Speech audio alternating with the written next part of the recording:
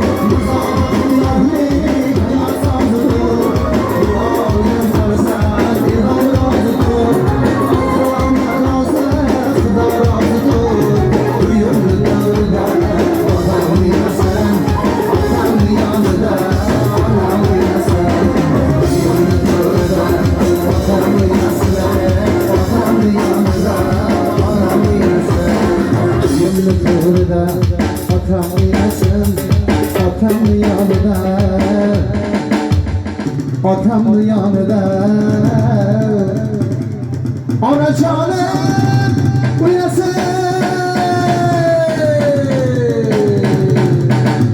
Ekmek kuralarga pullar mübarek olsun.